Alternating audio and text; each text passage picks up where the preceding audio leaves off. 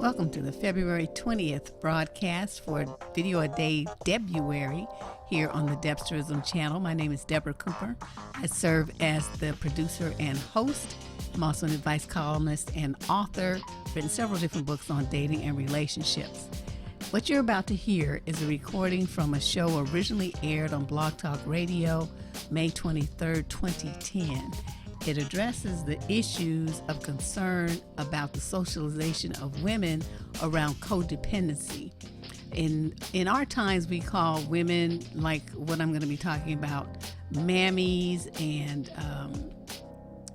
what's the other word? Male identified is another term that's used often. But what really happens is young women are socialized to think that they're less important than men, that what men want is key, that what they want is not at all important.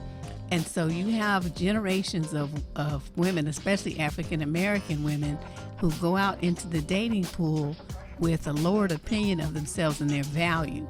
This in turn causes quite a bit of problems in relationships because they will do anything to keep a man around, even do criminal acts and things that degrade themselves because of the socialization that they've had, the training that men are more important and that a woman without a man in her life is somehow devalued and not important and she's not validated as a woman.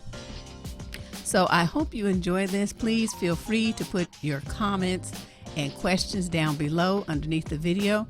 Remember, this is a pre-recorded conversation, a pre-recorded show from 2010, so that's 9 years ago.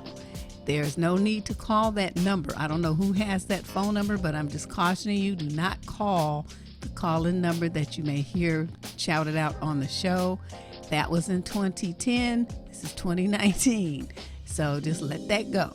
Enjoy the show, though, and I'll be waiting to hear your comments. Bye-bye.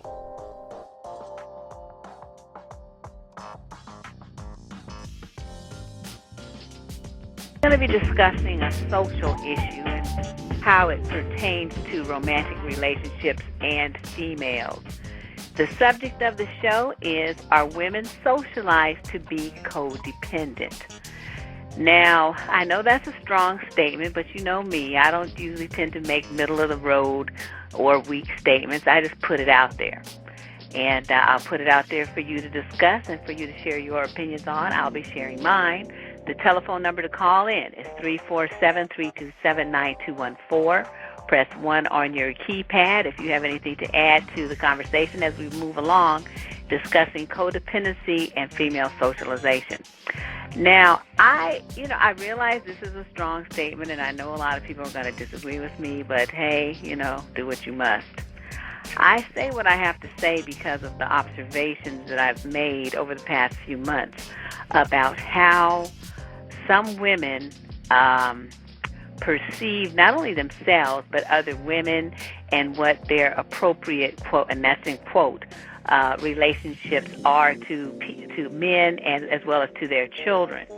Now, this issue is very complex, and I'm certainly not trying to say that I would be able to tackle the whole thing in a mere 60 to 90 minutes or whatever we're going to be on for tonight.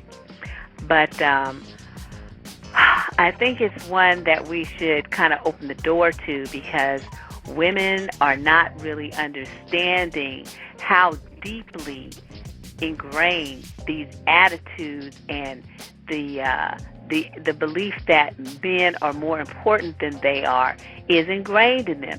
And it starts at birth. When you start hearing, that daddy rules the household. Well, who says daddy rules? Mama. That's who says it. So you see what I mean? It starts early. What is this based upon? For nothing else than that's what she's bought into it. She's bought into it that the man should be head of the household, and that the women, therefore, as well as anyone else in the household, but primarily the females, are second in command, and their voice is not as important. Now, you teach a young girl that. She grows up, she watches that, she listens to that. She gets the messages that, as she's growing up, that she has to be a certain way to be in a relationship with a man. She has to present herself a certain way. She has to adopt certain behaviors. She has to be pleasing. She has to be quiet. She has to let him lead. She has to allow him to feel that he's superior to her. There are actually, older women that teach young girls these kind of mental manipulations of men. I have never got those messages, and I certainly have not shared them with my daughter because I don't believe in that kind of bullshit. I think, whoever's the strongest in something should lead in it, and that's just the way it is. I don't care if that person is male or female. So, hold on a second here. I'm just trying to make sure everything's working as it should. I'm logging into the chat room now. Okay, there we go. Hey, co-host. Welcome to the show, everyone. Sorry for my lateness arriving to the chat room. I forgot to log into it. So, let's first talk about, before we even get into that too much, let's talk about what some of the typical characteristics might be of a person that is exhibiting codependent behavior. Now, this term first came about, as I remember, sometime in the mid to late 90s when I first started hearing it. And it was basically in reference to someone that was an enabler of an individual that was involved in drugs, alcoholism, some kind of dependency along those lines. The person that was considered the enabler, who was basically anyone who was not the addict or themselves, was considered to be codependent. I kind of took issue with that because basically what that was doing, that very broad blaming description, was putting a lot of responsibility on adults for the caretaking and behavior of other adults. I mean, it's like, come on, these people don't even live with you. Then you might be their parent, you might be, a brother or sister or whatever, but certainly there had to be some other categorizations for people within the sphere of these addicts that were not codependent. They just had one label. Either you were the addict or you were codependent. There was nothing else. I took a lot of issue with that. But it seems to be the origin of the concept of the term. That was when I first started hearing it. It was with reference to drug and alcohol addiction. Okay, so then you fast forward 10 years or so to the mid-90s, it started to take on other forms and other definitions to be inclusive of interpersonal relationships. And it seemed to particularly, from my analysis, apply to females and the socialization of women and how they were expected to be with men in relationships. It was totally, in my mind, codependent. Now, let me tell you how I arrived at that conclusion. Let's talk about some of the characteristics of a codependent person.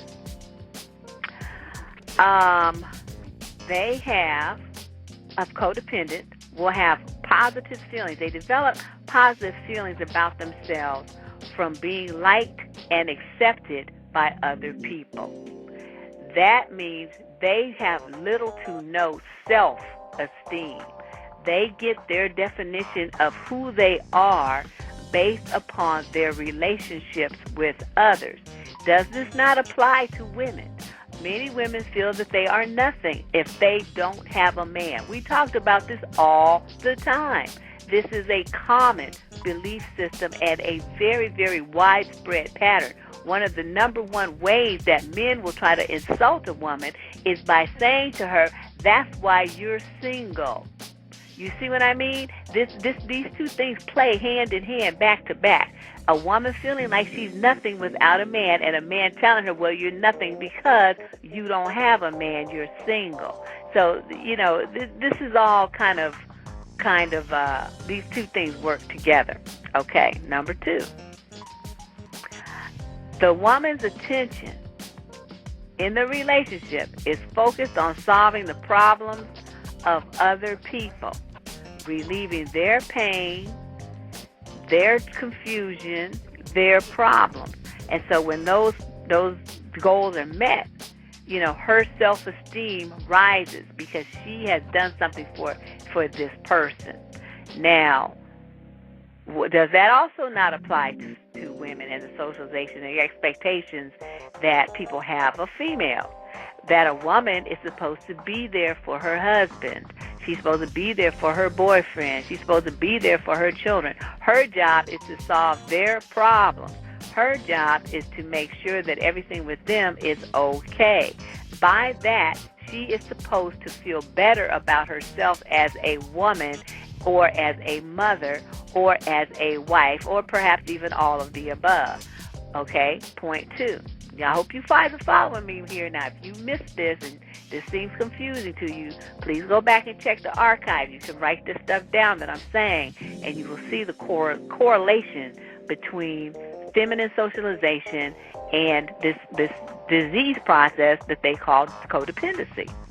Okay, number 3.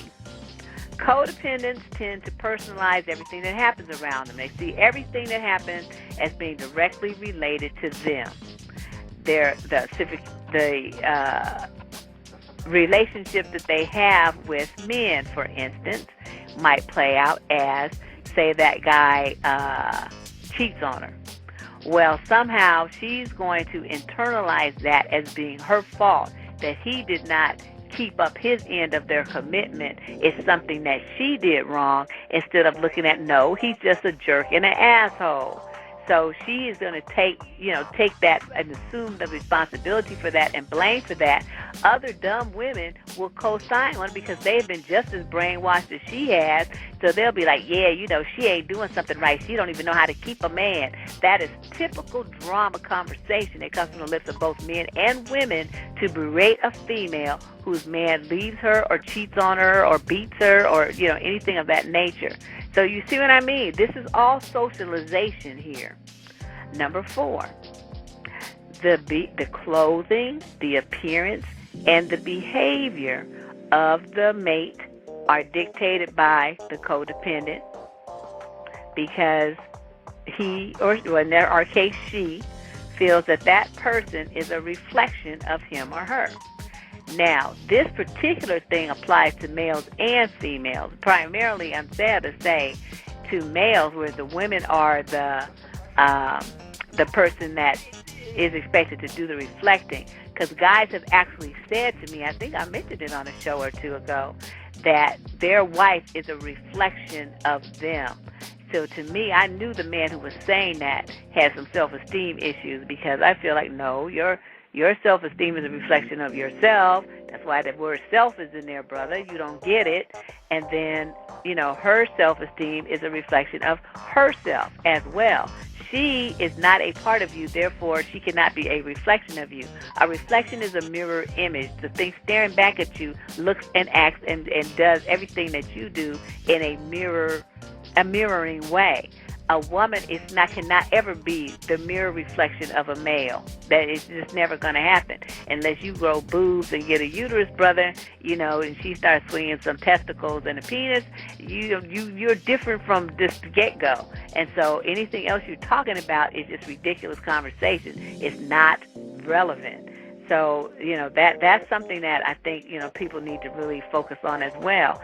So anyone who tells you that your behavior, your dress, the way you look when you go in public, what you drive, how you talk, your job, how much money you make, all of those things, they look for those things in you to increase their self-worth. A lot of women will do it because they want to date a guy who's like a star, someone who's famous, who makes a lot of money, all this stuff. Men do it too because they want to date a woman who's a great beauty or who's famous, a model, something like that, and they feel like that ups their status because they have this particular woman on their arm.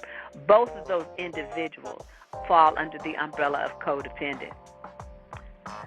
Now, another one is they view themselves as failures when they can't control everything or meet everyone's expectations.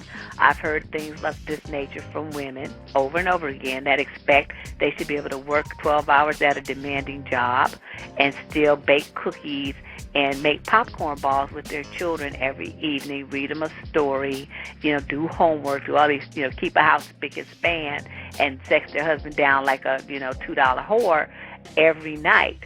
And so I'm wondering where these messages of perfection come from and why women put these demands on themselves to be all these things to all these people, and a lot of it is merely socialization.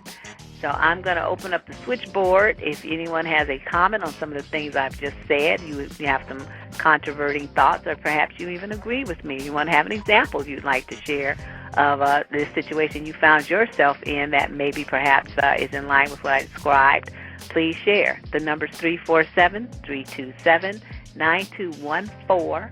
Press 1. I'm sorry, it's 9215. Press 1 on your keypad, and I'll take your call. That's 347-327-9215 for guests, 347-327-9215, and I'll take your call on the air. So we're talking tonight about female socialization, and I know some of you probably have some stories that you could share about how you've been socialized as a child that may have, you found as you became an adult, impacted your choices and or behaviors in a relationship. Those are the kind of things I want to get out in the open and talk about this evening. Now, the failure aspect, that's a big one for women that, look around and say, I should be able to keep my house clean, my house should be clean, my children should be better behaved, I should. There's a lot of berating of themselves for not meeting some imaginary standard of perfection when they are doing just as much on the day-to-day, if not more, than their men are. And yet they have little to no expectations of him to pitch in. They feel like, that's somehow their responsibility. The big ones here are that codependence, fear, rejection, and abandonment.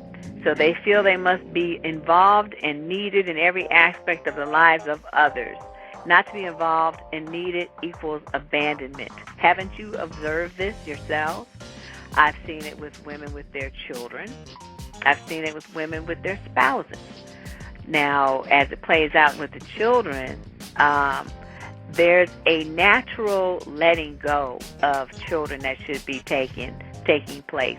Parents teach them responsibility so that as your child heads into high school and moves out and goes to college, he or she is fully prepared to do that. They should know how to cook, how to clean, how to sew on a button, how to repair a zipper, how to balance a checkbook, how to file their own tax return, how to clean a house, how to do dishes, mop the floor, do laundry, all those kinds of things that pay bills online, whatever people are doing these days.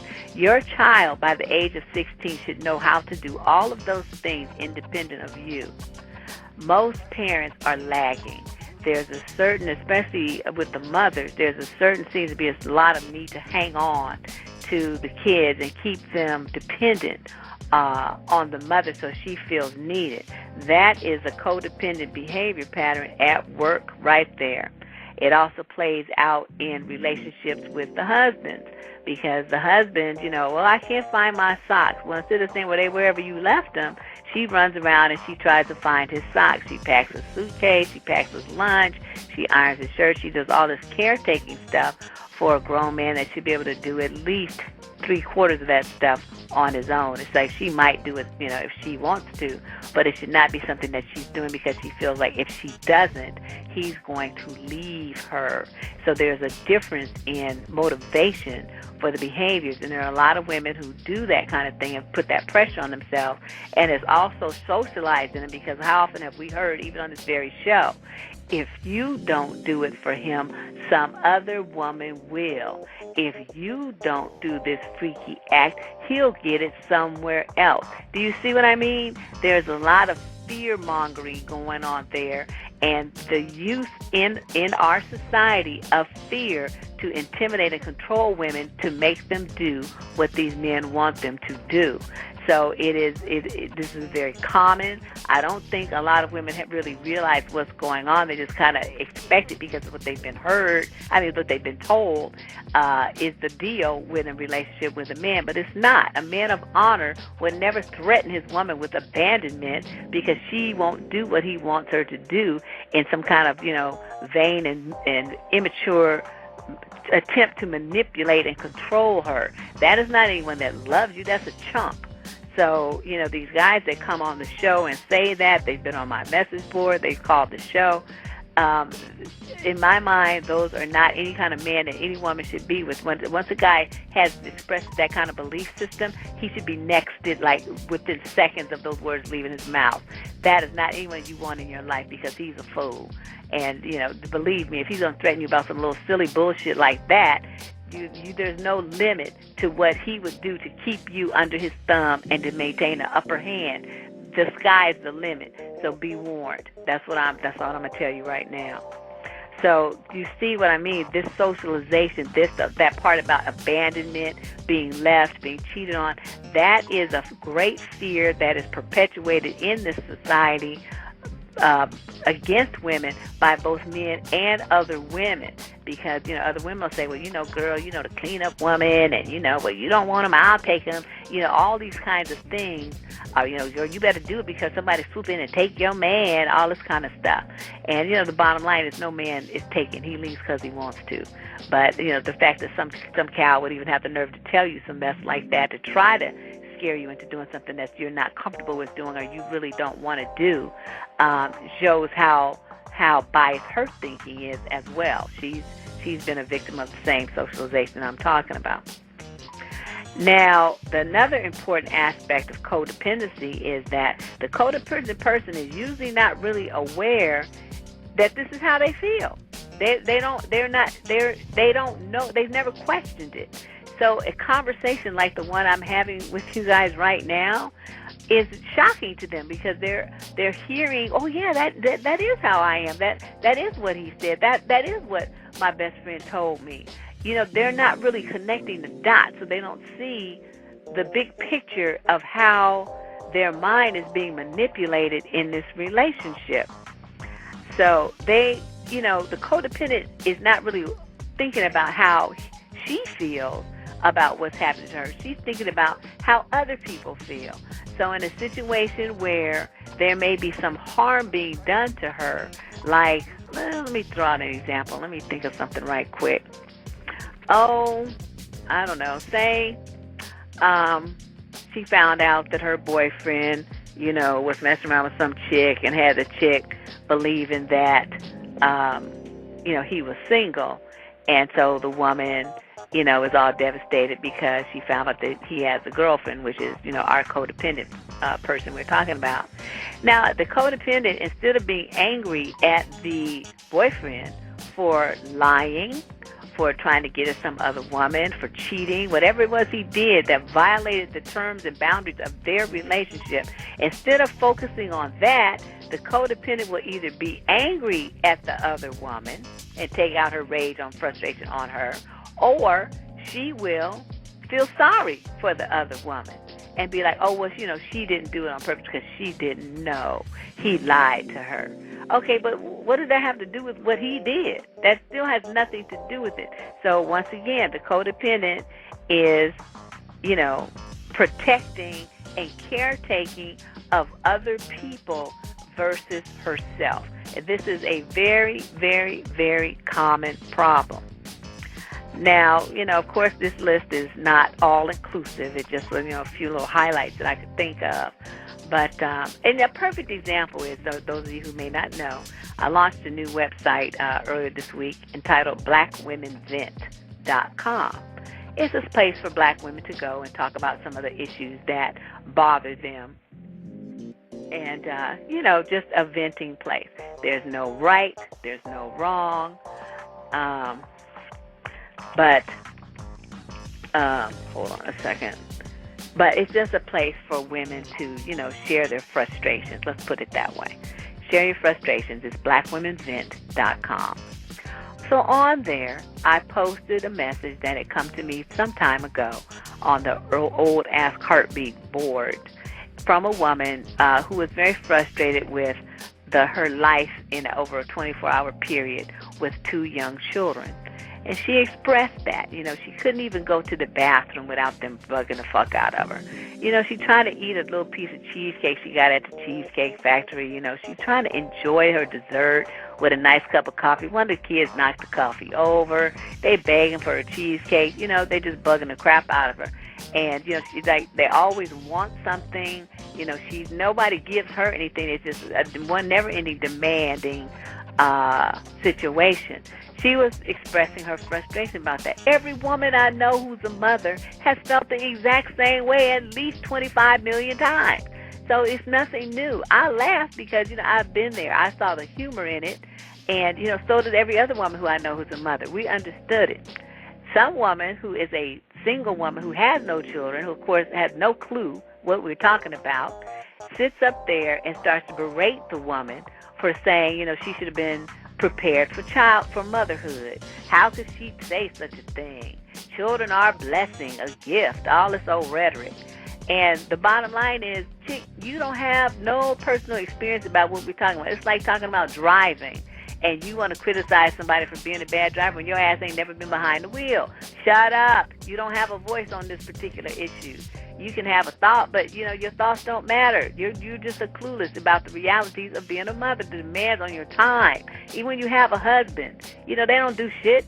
The one who takes care of the kids on the day-to-day is always the mama, always.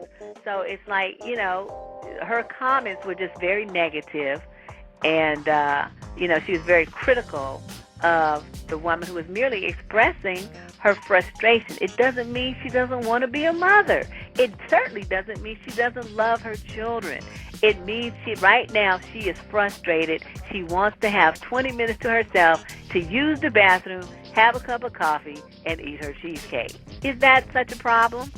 But this woman, the critical nature of her response, to me, indicates her socialization to where she thinks that women are supposed to be these never-ending, you know, streams of giving to others. And that's what I'm talking about. That is the very, very nature of the socialization that I'm talking about that puts women in a box. And it's basically a dysfunctional relationship pattern when you can never feel comfortable expressing your wants and needs.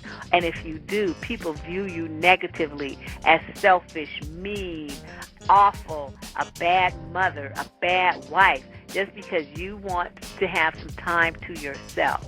So that's the issue here. You know, what are we doing?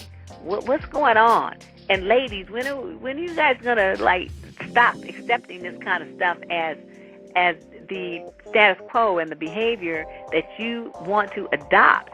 I mean, why all this berating of other women for not meeting some imaginary standard of what you think a mother and a woman and a wife is supposed to be, girlfriend, all this stuff? Some of the harshest criticism of other women, of women's behavior in their relationships, come from other women, and I just don't understand it. What is all this animosity towards some sisters you don't even know? I don't get that. I mean, I'm talking about some major, like, hatred level words. And could there not be a little understanding and, you know, trying to put yourself in the woman's shoes to understand where she's coming from, especially in a situation for the mother that, like I said, it's up on Black Women's Vent, and it's under the board called "I Brought You Into This World." And you know how that is, like the quote from the Black Mama's Handbook right there. So it's under that forum. And the story about, you know, her day with the toddlers and her older child and how she had no peace for a second. But I guess I was just looking for, you know, for the woman to vent and to feel like she had some support and some understanding. And instead we got from a single woman with no children who has never been in that position, never been in those shoes, criticizing her for not being, you know, this imaginary mother that she thought she should be. So anybody got any questions on that? I know some of you have children out there, and you certainly understand the conflict between giving and taking care of your children and trying to carve out a moment for self-care. There has to be a balance in a woman's life, loving others as well as loving herself. And if anytime you feel guilty, confused, you know, you allow people to guilt trip you because you say no and you want to do something for yourself that does not involve them. You want to have something for yourself that's not shared with them. You want to do something for yourself just for you, and nobody else participates. If you have trouble with that concept, then you're in, you've been socialized to be codependent. And that's just the way it is. So the number, 347-327-9215. If you have a comment on any of the things that I've said, you identify with anything, or even if you don't, I'd like to hear your opinion. 347-327-9215. Now, let's see. Looking at, let's see. Let me flipping through my notes here.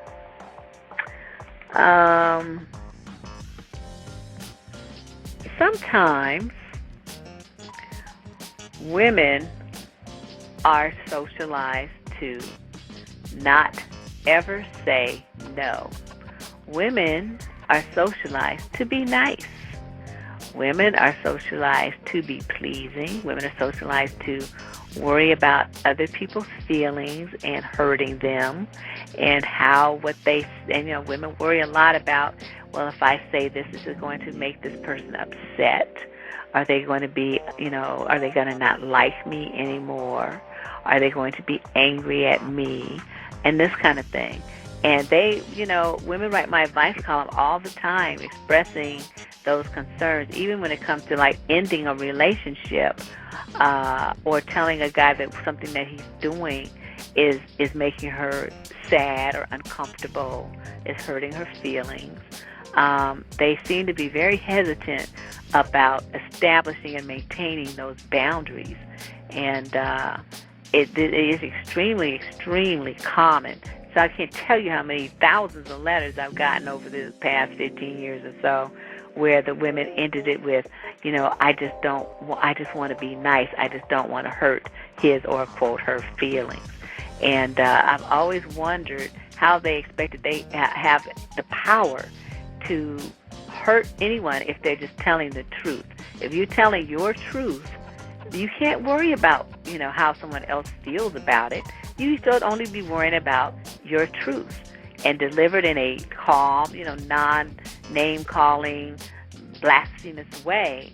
You just deliver the facts, and then you just move on. If the person has a reaction to it, well, that's just their reaction. They're entitled to have it. You don't have any control over that.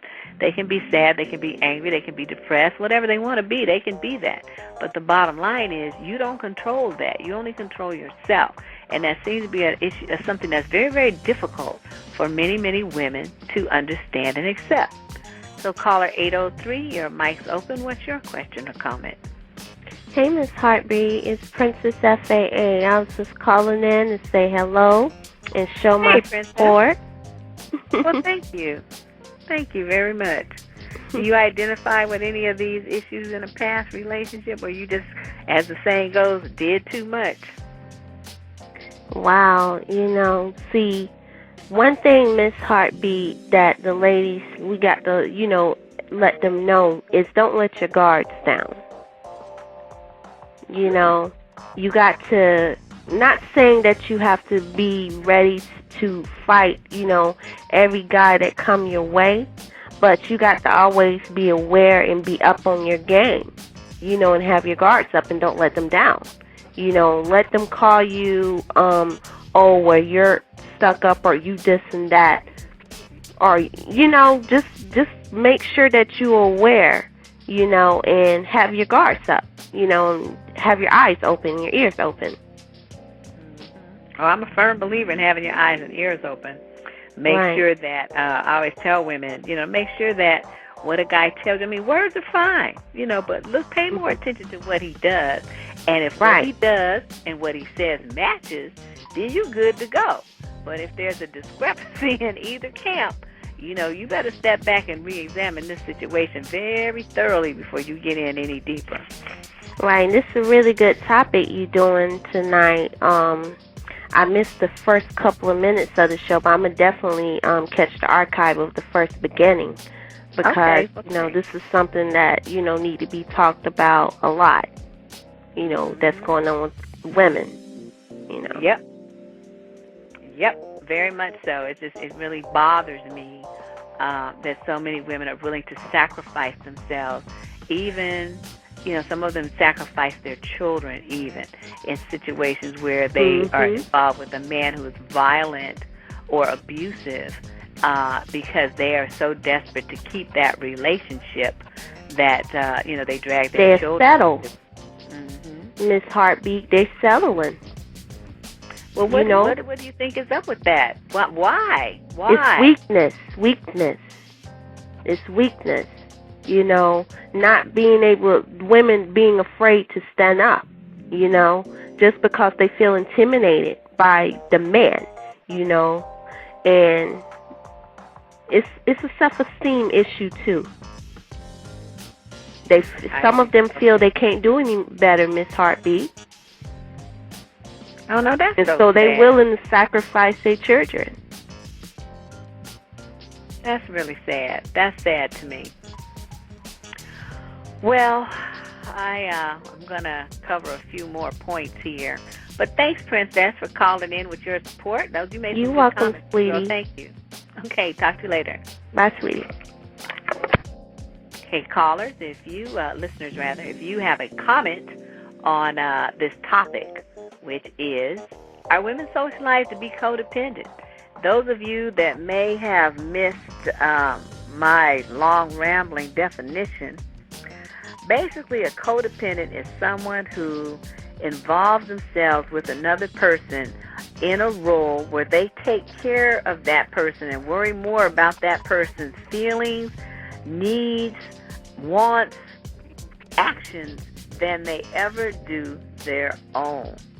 And it's very, my contention is, like I said at the top of the show, that women are socialized to be that way. So this is considered to be somewhat of a mental illness.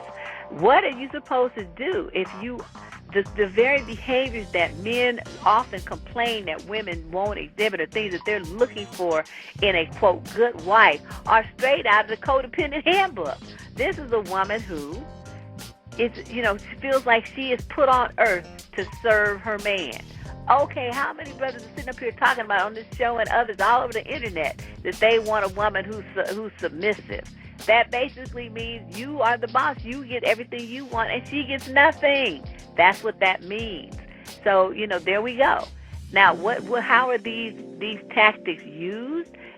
I'm sorry to say, religion is one of the top ways that women are socialized to be codependent, because of the fact that, women are taught what makes a, quote, good wife, a good Christian wife, a good Muslim wife, is one who puts her man first, his needs first, what he wants to eat first, when he wants to screw first, what he wants, when he wants sex, how he wants sex, what he wants, everything. Everything is about him. That means that your needs are not being met, rarely, if ever, because you are acquiescing to what he wants. No, you might not want no dick, but because he wants some, you have to give it to him, because that is the agreement under which you two are married based on your religion, is that, the man's sexual needs have to be met. Otherwise, if you don't, then, he has the right, or he might have the propensity to go out and, get with another woman. Your fear of him doing that is what is making you lay there and, let him use your body for his sexual pleasure while you get nothing out of it. That is, to me, it's ridiculous, a ridiculous concept that needs to die. And but so many women are just terrified that if they don't, that that's what their man will do. I say, well, let his ass go do it then and divorce him. Break up with him. If that's really, the kind of mentality that he has, you don't need him. And, if more women felt that strongly about themselves and that they were valuable people that deserve to be treated with respect, courtesy, consideration, that really deserve to be loved and adored for the women that they are, few women would get involved in these in these situations. But if your socialization almost from childhood has been to put men first, no matter what. I'm not saying, there's various situations, of course, with children, and, your husband might have to come first, and I would hope that in a certain situation he would do the same for you. That's not what I'm talking about. I'm talking about the everyday, day-to-day, roundabout just basic issues concerning your relationship, his needs, his thoughts, his opinions, his desires always are put ahead of your own and those of the children just because he's a man. That I don't believe is right and proper, even though I know that is the way that, most women are socialized these days in the United States and actually even around the world. I'm not in agreement with it, and I just want to, kind of raise the alarm. Like I said, I have no expectation that one little voice here on Blog Talk Radio would have too much impact on everything, but I'm thinking if this podcast hits the ears of one woman that may be headed down this path, or maybe, training her daughter in this way of thinking, maybe it will pull her up short and she'll stop. And she will reverse her expectations of her daughter, and she will start making her daughter feel important and tall on her own without the necessity of focusing on a man to feel like she's somebody. It's great to have a guy that's in your life, that's in your corner and loves you. Please believe me, I believe that with all my heart. But I'm saying, women, you do not ever just settle for a knucklehead just to say that you have a man. That is putting a lot of you in very precarious situations and your children as well. Okay, caller 843, your mic's open. What's your question or comment? Oh, you already know who this is. I got time to type. Hey, I just got off the plane. But I just asked just to, to have some words to say. All right, yeah. I just got off the plane. I can't type against every woman in that chat room and watch the NBA playoffs at the same time. All right. Yeah, no, I didn't realize that. I'm competing with the playoffs. Oh, well. All right, yeah, but couple of things. There's a big disconnect when it comes to women and men. Even not just chatting up with the women in there. There was a big disconnect. And, a lot of times some women may get burned. It ain't me speaking from that hurt. Now, I don't have kids and anything, and I'm speaking very logically. And I feel like women have to protect themselves. Because you can't trust those men to do the right thing. Like I was saying in there, is that, yes, that man should put that condom on. But I said earlier in the chat that both people have to ensure that sex is safe. Because I could walk in the crosswalk, have it right away, but I gotta still look out for that bus that may hit me anyway. Now I can say the bus shouldn't hit me, but I still need to make sure I get out of the way and protect myself. And so women gotta understand that. Now I'm a guy, I'll be honest. So I wonder about what he says and what he does. Because he's sure he wants to marry you instead of saying that, hey, I will. And that's like you saying, a settling. But I got one thing about submission, though. I'm going to let you go. Now, we talking about those women that read the Bible, live, read the Bible. Now, I'm no Bible thumper. But I remember it said the man submits to God. So that means both people are submitting to God. But both people should actually factor each other in and submit to each other every once in a while with that relationship. So let's say we were married. God forbid, I'm playing. And let's say you was more real estate savvy. Okay, I would look at you when it comes to real estate stuff. Or let's say with me, like I'm more like just business and hard numbers, you would look towards me. And that's what it is. And both people are gonna have to submit every once in a while. No one has to do everything. And ladies, I got one thing I can talk. That man appreciates you. Let's say that man may say, hey babe, here, get your hair done. Here, get yourself something nice. Hey, let's go on this trip. That's how that man may show he appreciates you. It may be real subtle. It may not have bells and whistles, but that's how a lot of men out there will appreciate you. Okay. Well, you make your little good comments as usual. Thanks for calling in, brother man. All right now, Oaktown 357, take it easy. I'll talk to you later. Bye. All right. That was my little buddy, T. Smitty, on the phone, showing his support as usual. So those of you who may have a comment, we're discussing the socialization of females and how that socialization correlates almost like dead on every single sign and symptom of a codependent person. And it was shocking for me to go down the list and see how those behaviors that, like I said, originally were related to drug addiction and alcohol abuse are actually now clearly related to relationship addiction. And even that's maybe too strong a word. Maybe not. I don't want to use the word addiction, but it seems like some women are just so focused on keeping their relationship going that they forgo all signs of self-respect, of self-care, of boundaries with their man and even with their children and other family members. They don't stand up for themselves, and in many instances, that the refusal to stand up for themselves, or rather the denial of standing up, that is reinforced by society as well as religion as well as her own family. So many times, like if a woman goes to some relative and she says, I'm having trouble, my husband's doing this and that, it's really hurting my feelings, he's doing blah, blah, blah, blah, he talked to me crazy, he's, I think he's cheating, sneaking around with this woman. Well, the first instance that they say, instead of saying, what is wrong with his ass, is, well, what did you do? Why, you must not be giving him none.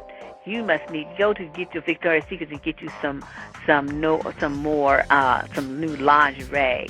You need to be more of a freak. Blah blah blah blah blah. Why? You see what I mean? And I've heard this firsthand. So it's not like I'm sitting there, I'm looking at this girl's face, and this is what her aunt and her mother said to her, and I'm thinking, my God, are you? Where am I in a time warp? There's no kind of concern about how he's treating your daughter and your niece.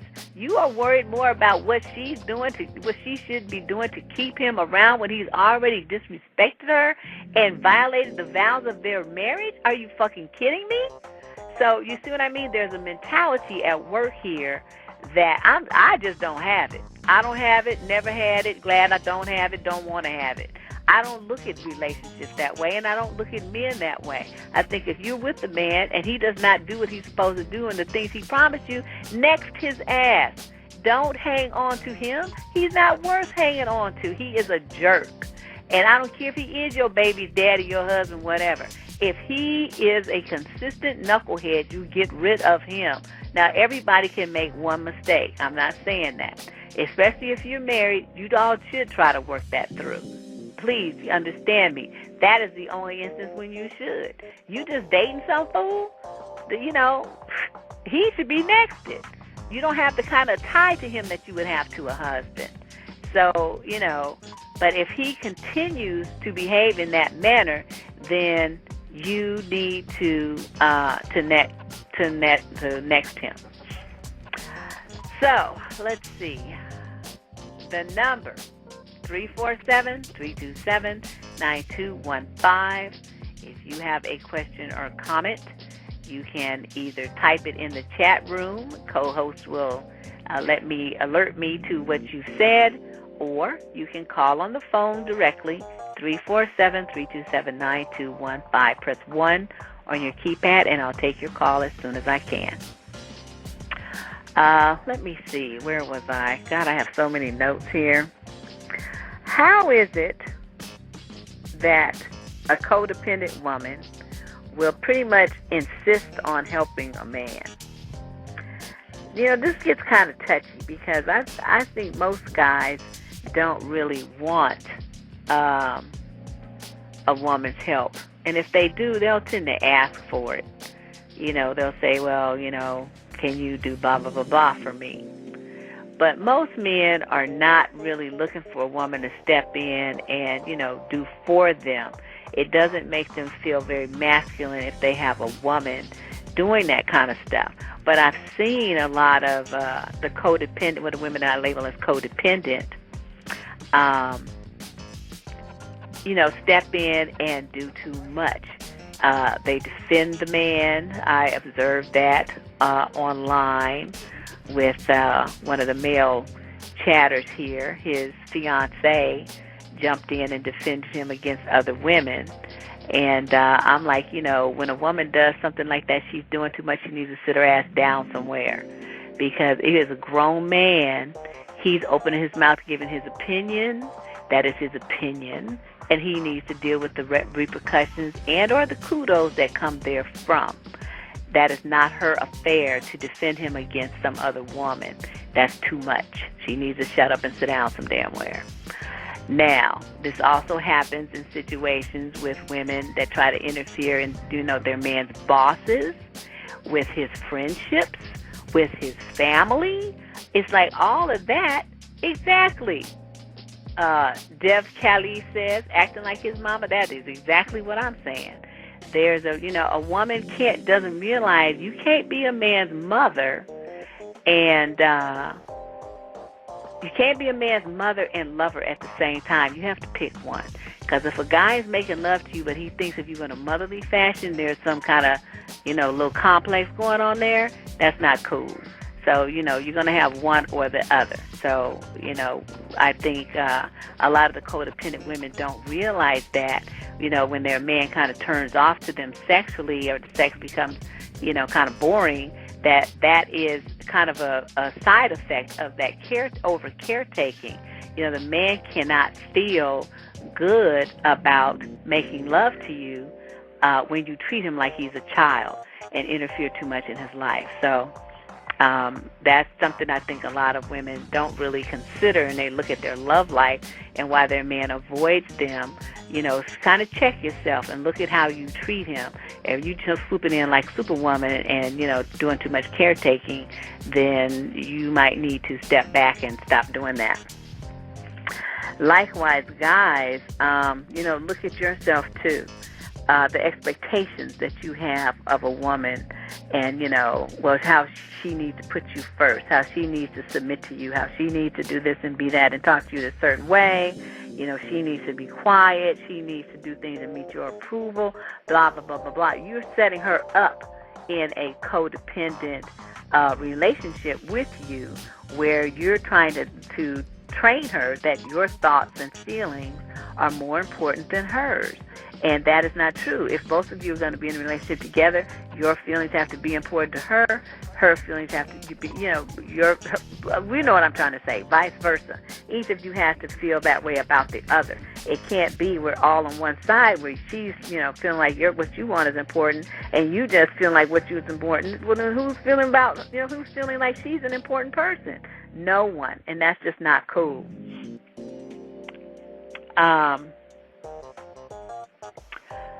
Yeah, this is true. Who's ever talking about the, as co-host says, this is a show about empowering women not to be codependent. Part of that is to recognize what codependency is. I think a lot of people don't really understand how it plays out in a regular old relationship. So we do not tolerate distracting conversation here. That's why co-host is in here, kicking out people that want to do that. We like to keep a tight program here, stay on topic. And people that insist on trashing black women, my job here is not to trash men or women. My job here is to point out where there are problems, okay, where there are things that could be fixed. Where if you are in this pool of people that is mistreating either yourself or allowing other people to mistreat you, that you recognize what you're doing and do something about it. Okay, but the very first step is to have the education and the knowledge to know that what you're doing and the belief pattern that you have is shooting yourself in the foot, that you're never going to have a healthy relationship if you don't respect yourself and put yourself first. If you think that you have to have a relationship and be desperately hanging on to a man or woman, feeling threatened if they're going to leave you, so insecure that you overdo things and don't stand up for yourself in the relationship, just let yourself be walked on like a carpet because you think that that's the best way to keep this person around, then you are codependent and we need to fix you, okay? That's it. That's all. So, we don't want that for you. I want everyone to have a relationship that's healthy, okay, where your needs are met. You're meeting your partner's needs. Both of you are happy to be there. Both of you feel fulfilled. I would never want to guide anyone into a relationship where they are in a situation where they are sacrificing their very self, their soul, just to have a person, a man or a woman around. That's not what I do here. That's not, and you will never hear those words from my mouth. You would more likely to hear me kind of push people to, to recognize when a relationship is a dead end one and to end it. I'll say that a lot because I'm on the outside. I can see that it's bullshit. Those people inside, though, sometimes don't really see it, or they're not ready to see it, or they're not ready to let go, whatever their issue is. But, you will more likely hear from my lips, that's a bullshit relationship. Next, okay?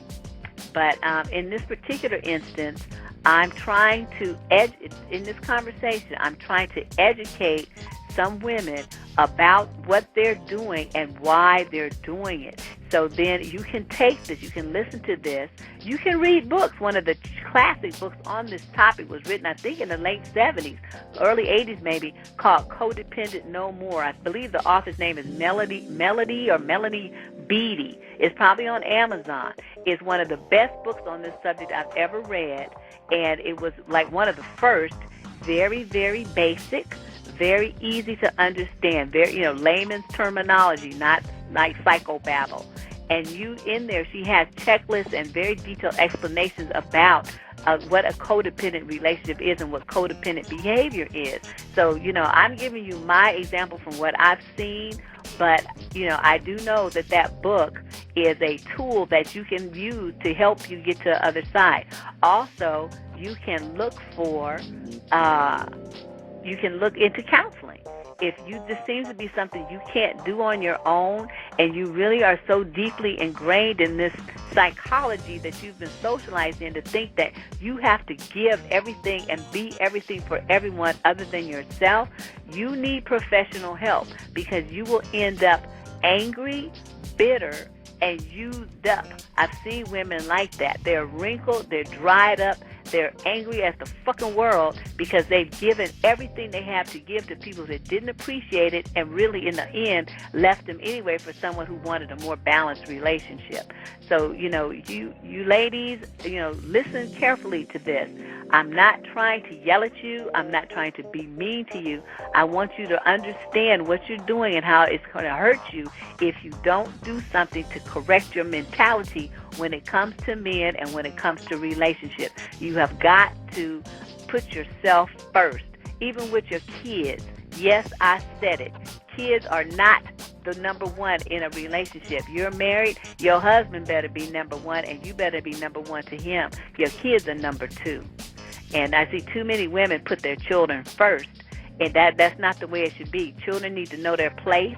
Their place is behind daddy, not in front of them. So what they need, you give them food, you give them what they need. Don't get me wrong, you give them what they need. But all your free time should not be focusing on your children. You need to spend some time with your husband, and you need to spend some time with yourself. Spend some time with your friends, spend time doing self-care. If you want to have a hot bubble bath with candles and champagne, your kids need to be trained enough to sit their behinds down and watch a video while you do that. They should never be beating on the bathroom door, interrupting you. That's your time. But you have to be very firm about it and set it up so that you have the right to do that and you feel good about it, not guilty. And that's, I think, is the problem that a lot of women have. They may do it, but they feel really bad about, I should have been cooking. I should have been cleaning something. No, you should have been sitting in the bathroom having your champagne and smelling the scented candles. That's what you should have been doing. So that's my take on it. We still got some time to take a couple of calls. I see some phone hands up while I had the chat room open. Let me get this call, area code 215. What's your question or comment? Good evening. My one comment was for both genders, in order to avoid being put in a situation where it can turn codependent and potentially violent, take more time to get to know that partner before you actually commit, especially before you go into marriage. Because no matter how good an actor someone is, they cannot keep that mask on for that long. They're gonna crack it.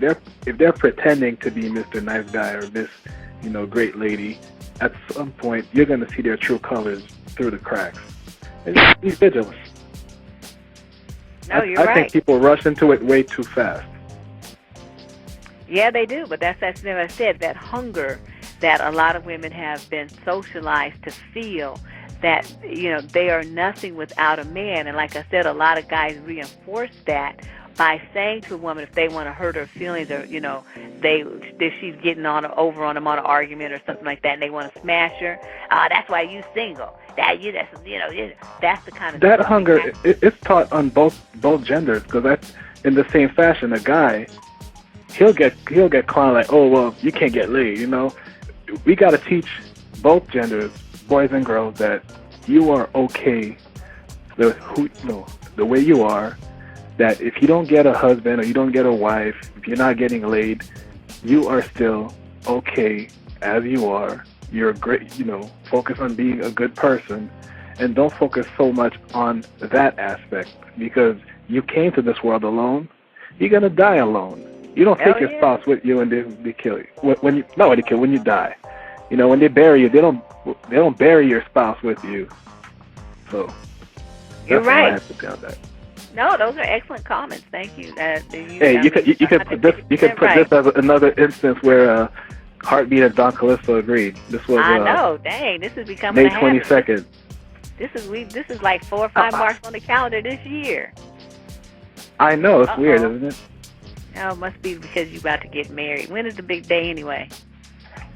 In exactly 7 days. I know. Dang, dude. You got 7 days to try an exorcism on her to get her to change her mind, but I don't think it's going to work. Oh, no. That's her. She's a grown woman. She knows what she's doing. All right, dude. I'll talk to you later. Thanks for calling. Those are great comments. No problem. Talk to you later. Okay, caller from area code 419. Your mic's open. What's your question or comment? Hi, Deb. This is Rosemarie in the Midwest. Hi, Rose. Hey, girl. How are you? Fine. What's going on? Oh, I was just listening. I was like, you must have been a fly on the wall in my life this week. I've been experiencing a lot of what you've been talking about as far as, just carving out some time for yourself and your own, just having ownership of your own properties and things. I have a teenager, and lately we've been going to war over my BlackBerry. He's on it so much that the battery is low. And like today I couldn't, I just wanted to call to a radio station and make a request, and the battery was low.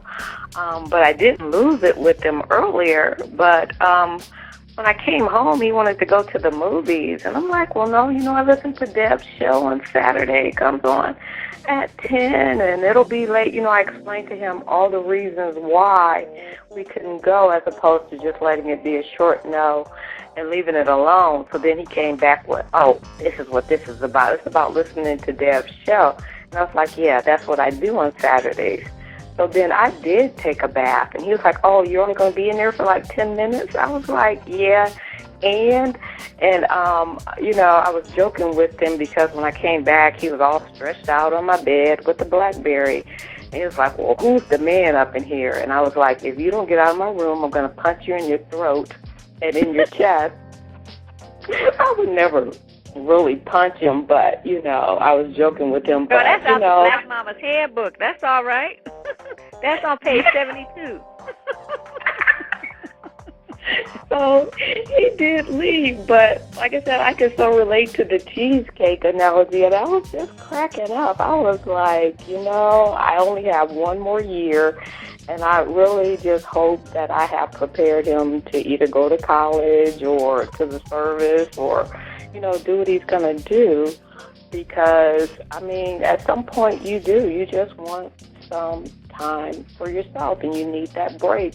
And your kids need to understand that, and I wasn't necessarily socialized to, take that time for myself.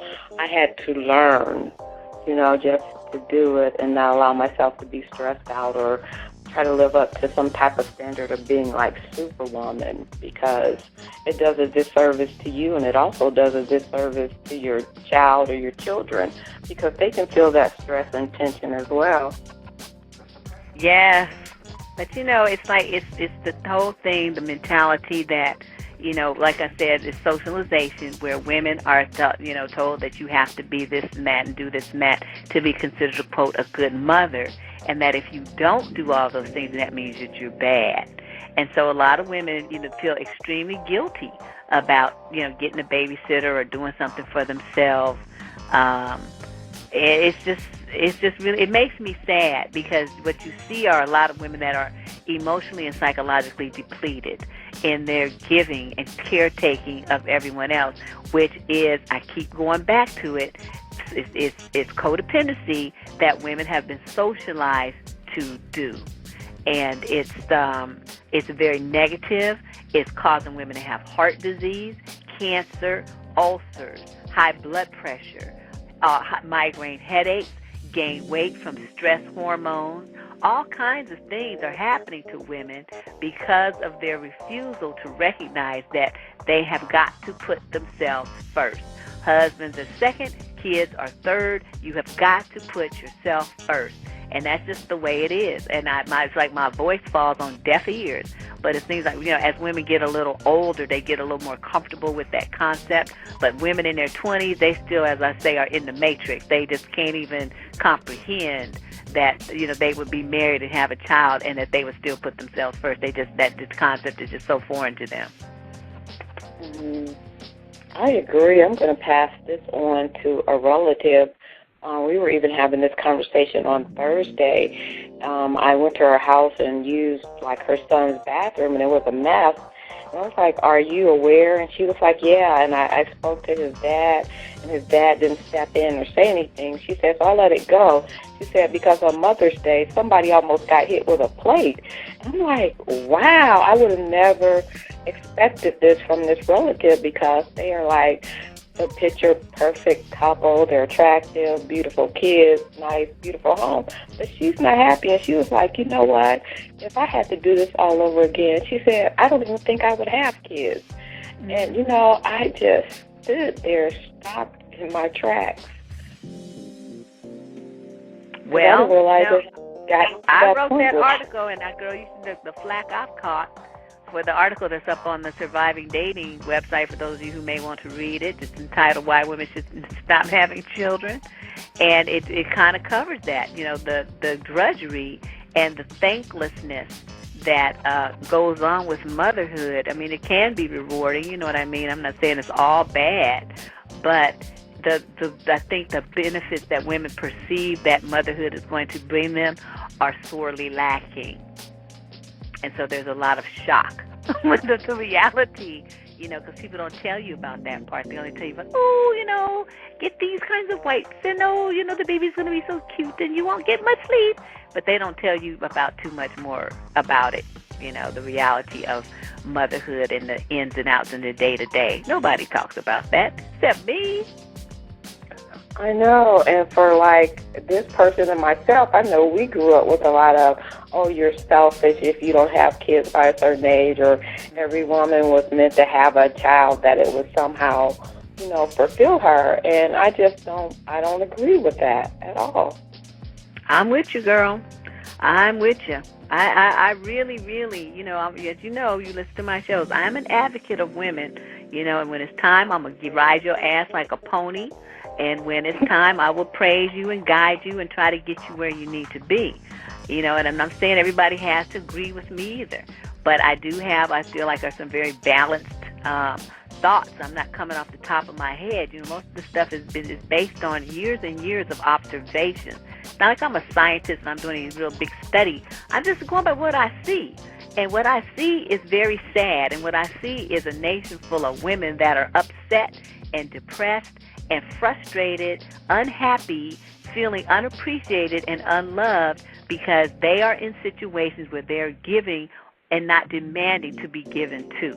And that is, to me, a big, big problem with relationships. They're unfair and unbalanced, both romantically and as mothers. Women need to demand more from the people in their world.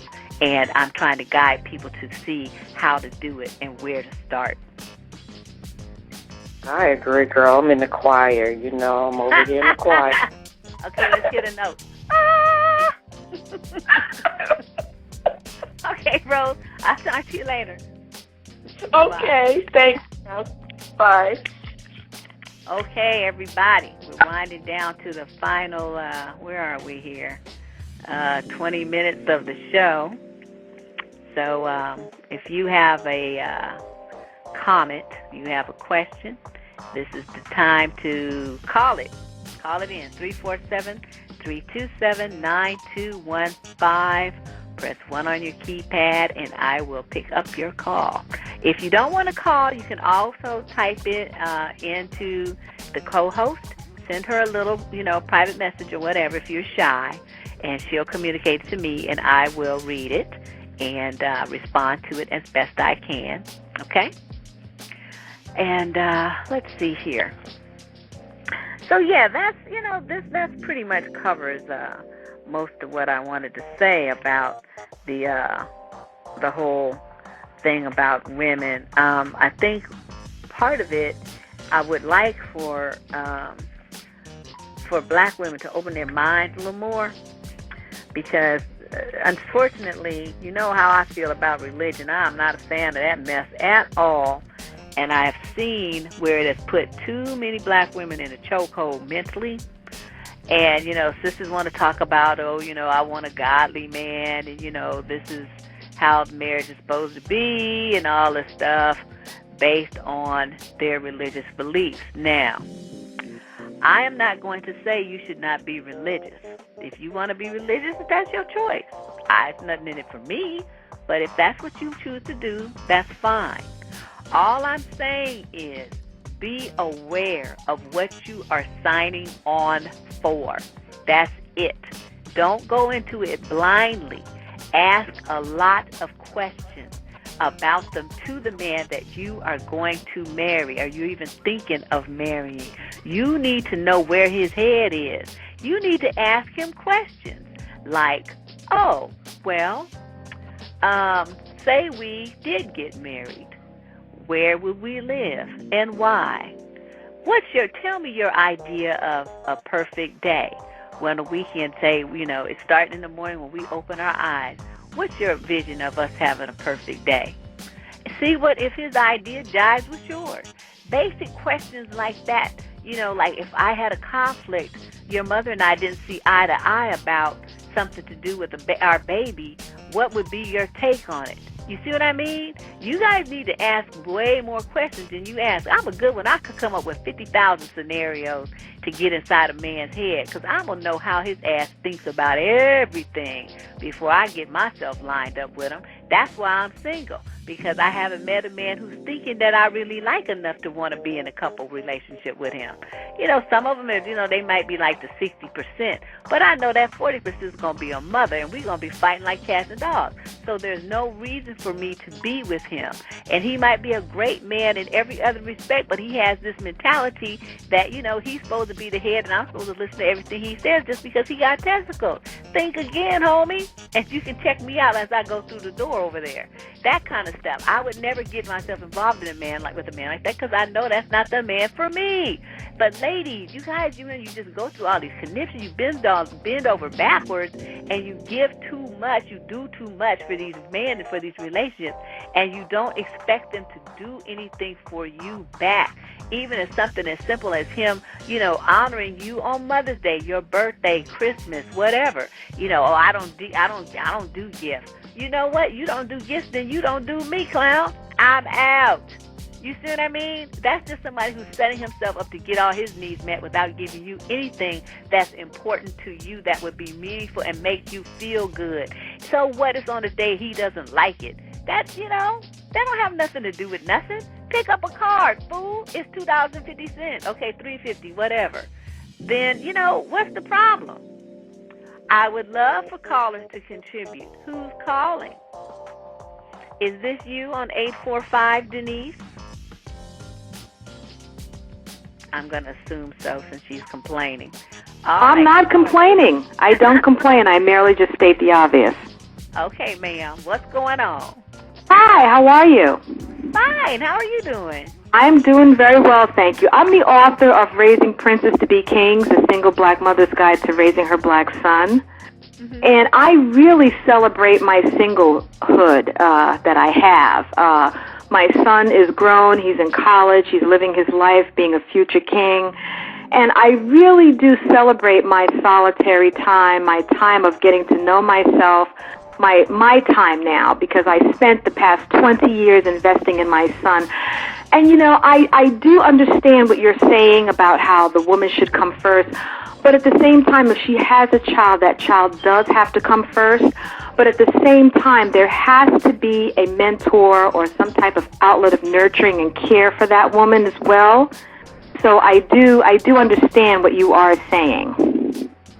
Well, see, and that's why it's hard. You can't say the kid comes first and the woman comes first. I disagree. The kid has to come first because he comes into the world completely defenseless and completely unable to do anything for himself. So the problem with this is being a master's level social worker, which I have a master's degree in. It's important that women understand and embrace the concept of preconceptual health. A lot of women don't understand the huge undertaking that motherhood really demands. And when you say in your show tonight, as you said, the key word here, expectations, when you have expectations, you really do set yourself up for failure. Well, I think everyone is raised to have expectations. You know, we get that from birth almost. Well, no. I mean, we don't have expectations. We are taught to have expectations. What women have to understand is what their bodies are made to do and understand the knowledge of preconceptual health, understand what they are to bring to the marriage table and what they are to ask for in the marriage table when they are agreeing to unite with a man. And therefore, all of those misconceptions really do fall by the wayside. However, we are so caught up in having the bridal shower, the baby shower, the wedding itself with the beautiful dress and the reception. We really miss the true meaning and value of what we are now assigned to do. So, you know, the commercialism and the media portrayal and men standing up and saying there has to be a man in the home, we really have been very disenfranchised and very distracted, and I think that's what you are speaking to. Mm-hmm. That is it exactly. So, you know, with that being said, I think it's important for women to step back and say, I'm very comfortable in my solitude. I'm very comfortable with my vibrator. I'm very comfortable in knowing that a man does not complete me. And when I'm ready for a man, when I'm ready to step to the marriage table and do this business negotiation, because that's what it really is, then expectations do not come in the picture, and children do come first because both man and woman decide that children do come first, and women are truly appreciated and accepted for their role for what they really are in the relationship. Okie doke. Sounds good. Well, thank you for calling in. Thank you, and God bless. Bye-bye. Well, she made some excellent points about, the expectation factor, which is always where the troubles begin. Of course, we do disagree about the coming first thing because, in my mind, children are definitely important. You know, when they're infants, of course, they have to be taken care of. Their needs have to be taken care of because they can't do it for themselves. But I'm not talking about what their needs are in that respect. I'm talking about them as people. They do not come first. The woman has to take care of herself. That means if you want to go out and your kid screams and cries and doesn't want you to go, the woman who puts her kid first won't go because the child doesn't want her to. The woman who puts herself first will say, Mommy will be back. You stay here with Grandma, and I will come and get you when I'm done. That is what I'm talking about. You put your needs first. Your child is happy. Your child is comfortable. Your child is safe. your child is well fed, your child is warm, your child's with someone who cares for it. There's nothing that's lacking there. That child is fine. You take care of yourself now. You've put the child in a position where the child is comfortable and happy and safe. If it chooses to be, if it wants to lay on the floor and throw a tantrum and act a fool, that's fine. You do that. But mama's going out with her girls and have dinner and a glass of wine. I'll check you later. Peace out. That's what I'm talking about, is you always put yourself first. You don't ever let no kid blackmail you into staying at home and, doing all that kind of stuff. It's not like you stay in the streets every night, I would hope, because if you're living that kind of lifestyle, then you need to check yourself. But, I'm talking about a reasonable, balanced female who takes care of her responsibilities with her child, home, employment, and who decides to carve out an evening for herself. That is nothing to feel guilty about. And in an instance like that, you put yourself first and screw everybody else. And that's what I got to say on that. So any other comments on codependency and relationships? It's, we're winding down to the final moments. And, I think, too, a lot of times when a woman is, sometimes people say, well, why do, women stay in abusive relationships? Why don't they just leave? Why do they stay with these men that abuse them? Well, in many instances, you got to look back at that woman's socialization and what she's been programmed to think about herself and relationships and men. And I used to be on the board of directors of a safe place here in Oakland. It's a battered woman's shelter. And you have the opportunity to talk firsthand with with these women and hear their stories.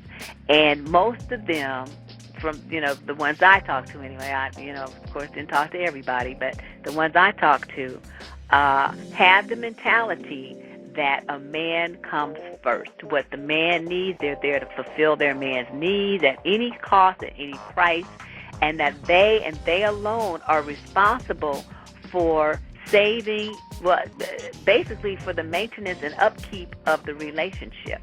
And so that they feel like by what they do or don't do, say or don't say, that they are the ones steering the wheel of the relationship, and it's their sole responsibility. And I had just such a hard time with that. So in their mind, by not calling the police when he beats their ass, they're saving the relationship. By not reporting him for abusing their child, they're saving the relationship, they're saving the man. You see what I mean? There's this need to caretake for him over and above themselves, when in an instance especially like that, she should be focused on herself and what she needs. And most of those women were not. They were focused on that man and what he wanted and what he liked. And, if he apologized after abusing them and things like that, then they felt it was okay, that this was, just a part of the relationship. He didn't really mean it, that things would be all right later, all this kind of stuff. Okay, caller, 248, what's your question or comment? Well, I have a comment, and I just want to follow up on what the caller previous to you had said. I have the same belief. I believe in putting my child first. I did that, and it turned, our relationship and my life and her life turned out exceptionally well. When you talk about putting your child or children first, it's not in the sense that you're neglecting yourself. You're still going to be concerned about yourself, but you have to put the child's interest first. If more parents take time and do that, we wouldn't have so many children with problems today. There's nothing wrong with putting your child first when you're making a decision. I don't know if you recall, I don't know if you have any kids, but when you're pregnant and you eat, the child gets their needs before you get yours. So if you look at it in that sense, as the child is born and continue to grow, you still want to continue to put that child's needs first in whatever decision you're making. And of course, if you're in a marital relationship or a father, mother, living together, whatever, both of you have to come together and put that child's need first before your own. So I'm just in harmony with the young lady. Thank you for letting me make my comment. Okay, thank you. Well, that's a very common belief, and like I said, it's nothing exceptional or nothing new. There are plenty of children that turned out perfectly well whose parents put them second.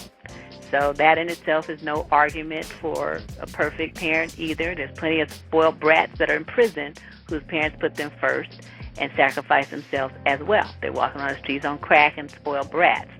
So I still stand by my stance that children are definitely important. Do not misunderstand me. You have a responsibility to them as their parent, and you need to meet that responsibility. But you have the right, and you must insist on doing things for yourself that do not involve and do not benefit your child at all. And that's what I'm saying, is a lot of women have to give themselves permission for that. So when you hear these voices that keep saying you must put your child first, you must put your child first, I say shush those voices, because they will put you right back in the situation that you're in right now. Your child, your desire, your caretaking of your children and your man must be balanced, not first, balanced with a caretaking of yourself. Now, some women choose to wait until their children are grown and then do it. I don't think you should have to wait. I actually don't think you should have to wait until your children are grown to enjoy your life. That means you're basically putting your life on hold to take care of someone else's, which is what I said, the codependent socialization. That's exactly my point. And those two ladies just proved it to the listening audience. They have been socialized to be exactly what I was saying all throughout this program.